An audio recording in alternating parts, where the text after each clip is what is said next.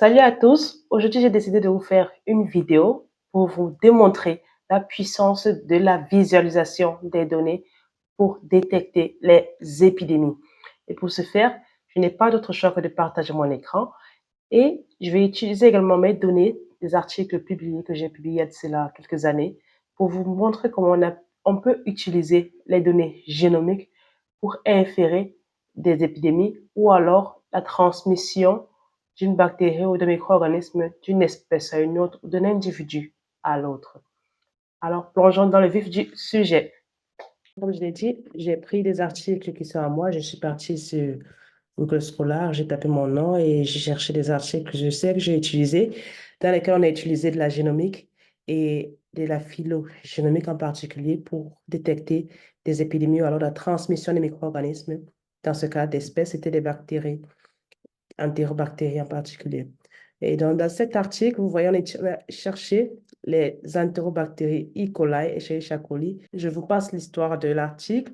Je vais tout de suite à ce qui nous concerne, c'est-à-dire les figures qui concernent la transmission.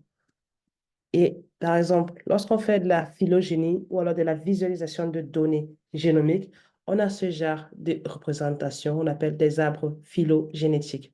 Et donc, avec ces arbres phylogénétiques, on met en relation les espèces bactériennes ou alors les isolats. Et lorsqu'on étudie, vous allez voir dans l'article, vous pouvez comprendre ce qui est dit dans l'article, mais en général, lorsqu'on voit ces figures, pour quelqu'un qui essaye d'apprendre, ça paraît toujours très sophistiqué et on n'arrive pas à comprendre par où commencer ni comment faire pour interpréter. Et donc, notre masterclass que nous allons organiser tient justement à mettre cela, à démystifier tout le concept de phylogénétique et phylogénie avec des outils simples et gratuits qui ont été utilisés dans le cadre de ces articles, par exemple. Pour aller plus loin, on a pris nos isolats de porc qui étaient prélevés au Cameroun et en Afrique du Sud. On les a mis en relation avec des isolats prélevés dans le monde entier. On les a croisés ensemble pour voir à quel point ils sont proches, pour voir à quel point ils sont similaires ou apparentés. Et donc, lorsqu'on fait cela, on a la possibilité de savoir si des bactéries seront transmises d'un pays à l'autre ou d'un animal à un autre animal. Et c'est ce qui est important dans la phylogénétique. Je vais vous prendre un autre article qu'on avait utilisé, des données cette fois-ci humaines. Et c'est un article qui a été publié à Scientific Report, une branche de Nature. Et vous voyez qu'ici, on a utilisé Klebsiella pneumoniae chez les patients hospitalisés en Afrique du Sud. Et donc, dans ce cas, pareillement, on a des outils de visualisation qui ont été utilisés, exploités pour nous faire comprendre la circulation de ces Klebsiella en milieu hospitalier.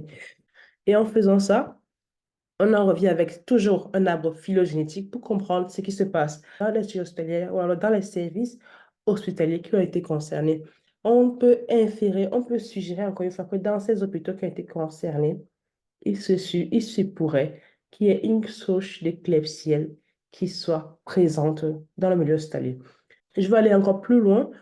On a fait une systematic review. On a pris les données génomiques déjà existantes en ligne et on les a analysées de la même manière pour comprendre comment est-ce que ces souches se transmettaient de la mère à l'enfant, aux individus adultes.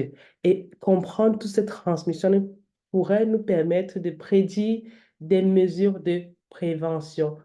Pourquoi c'est important pour vous d'apprendre la bioinformatique, la génomique et toutes les autres omics qui existent?